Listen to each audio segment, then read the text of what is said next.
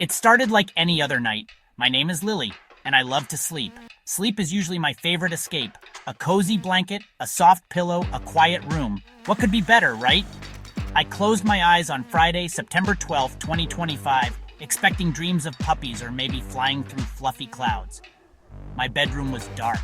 The house was silent. I drifted off, feeling safe and warm. But this time, something was different. Something was very, very wrong. The comfortable darkness behind my eyelids began to feel heavy. It felt like it was pulling me down, down, down into a place I did not want to go. I opened my eyes, or, well, I thought I did, but I wasn't in my bedroom anymore. I was standing in my own living room, but it was all wrong. The colors were strange, like an old, faded photograph. The furniture was draped in thick, dusty cobwebs that clung to my arms like sticky fingers. A grandfather clock stood in the corner. Its hands were spinning backward, faster and faster. Tick-tock, tick-tock, but the sound was distorted like a strange, deep groan. A cold shiver ran down my spine. This wasn't a dream. This was a nightmare, and I was trapped right in the middle of it. I tried to call out for my mom. My mouth opened, but no sound came out. It was like my voice had been stolen. Panic began to bubble up inside my chest, hot and prickly. I tried to run to the front door to escape this twisted version of my home. My feet felt like they were stuck in thick, invisible mud. Each step was a huge effort. The door seemed to get farther away the more I struggled toward it. The air grew colder. I could see my breath in puffs of white mist. I was a prisoner here. A prisoner in my own house. A prisoner in my own head. I pinched my arm hard. I had heard that if you're dreaming, pinching yourself will wake you up. I pinched again, my nails digging into my skin. Nothing happened. The faded, dusty living room remained. The clock continued its backward, groaning spin. The silence pressed in on me, heavy and suffocating. This was real. The fear was real. The feeling of being trapped was very real. I knew then that just wanting to wake up wouldn't be enough. I had to find a way out of this terrible place, or I might be stuck here forever. I finally turned away from the front door that I could never reach. There was only one other way to go. A long, dark hallway led toward the back of the house. It was always a little spooky, even in the daytime. But now, it looked like a dark tunnel with no end. Shadows danced on the walls, twisting into strange and scary shapes.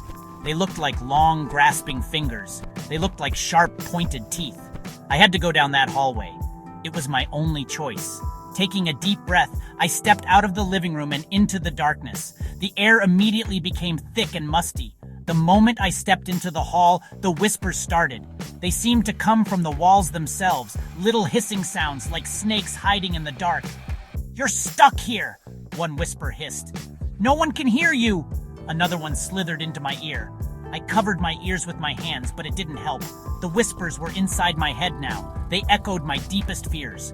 I started to walk faster, trying to outrun the horrible voices, but they just got louder and clearer with every step I took, mocking me, telling me I would never, ever escape. The floorboards creaked under my feet with loud, painful groans. With each creak, the pictures on the wall changed. Family photos of smiling faces turned sinister. In one picture, my dad's eyes were black, empty holes. In another, my mom's smile was a scary, jagged line. I looked away, my heart pounding against my ribs like a drum. The whispers laughed. "They can't help you now," they taunted. The hallway seemed to stretch on and on, growing longer with every step. I felt so small and so alone. The challenge wasn't just walking down a hall, it was facing these twisted versions of my own memories. I wanted to cry. I wanted to curl up in a ball and just give up. The fear was a heavy weight, pushing me down. But then, a tiny spark of anger flickered inside me. How dare this nightmare twist my family into something scary? How dare it use my own memories against me? This was my mind, and I wasn't going to let these whispers win. I straightened my back and forced myself to keep walking. I would not listen to them. I would not look at the pictures. I would find the end of this hallway no matter what it took. The fear was still there, but now, so was a little bit of courage. At last, I reached the end of the whispering hallway. It opened into a room I had never seen before. It was a strange place made of tall, waxy walls like a maze of giant candles. The air was warm and smelled sweet, like melting birthday cake frosting. But this was no party. The walls were slowly melting, dripping colorful wax onto the floor in gooey puddles. The pathways of the maze were constantly changing as the walls drooped and collapsed. One moment, a path would be open, and the next it would be blocked by a cascade of hot, sticky wax. Finding my way through would be a real challenge. I took a step into the maze, and the warm wax squished under my shoes. It was a strange, unsettling feeling. I chose a path to the left and started walking carefully. The walls around me were beautiful, with swirls of pink, blue, and yellow wax, but they were also dangerous. They seemed to lean in toward me as I passed, as if they wanted to trap me between them. I heard a soft bubbling sound and realized the wax was melting faster now. I had to hurry, but every corner I turned led to another identical-looking corner. I was lost, completely and utterly lost in a candy-colored, melting prison. I tried to remember the way I came, but the path behind me had already vanished, sealed by a new wall of hardened wax. My confusion grew with every dead end I hit. It felt like the maze was playing a trick on me, purposefully leading me in circles. I saw a dark opening ahead and rushed toward it, thinking it was the exit.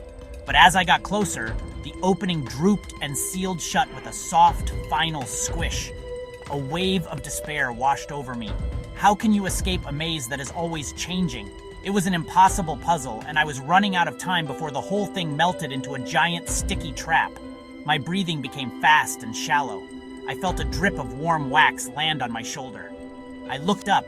The ceiling was melting too. I was trapped. There was no way out. I was going to be covered in this sticky, sweet wax forever. I closed my eyes, ready to give up. But then, an idea sparked in my mind. A crazy idea. If I couldn't go through the maze, maybe I could go over it. The wax was soft. It was messy, but maybe it was climbable. It was a scary thought, but it was better than doing nothing. It was my only hope. With my new plan, I took a deep breath. I found a spot where two walls met and began to climb. My fingers and feet sank into the soft, warm wax. It was slippery and messy. Colorful goo smeared all over my clothes and hands. It was like climbing a giant melting crayon. I didn't look down, I just focused on going up, up, up. My arms ached, my muscles screamed. A few times my foot slipped, and I almost fell back into the maze below. But I kept going. I thought about the whispers in the hall. I thought about the backward spinning clock. I would not be beaten by this dream. Finally, my hand touched the top. I pulled myself up and stood on the waxy, uneven surface of the maze's roof. Below me, the entire labyrinth of melting walls stretched out. From up here, I could see it all, and in the distance, I saw it. A single, simple wooden door, standing all by itself.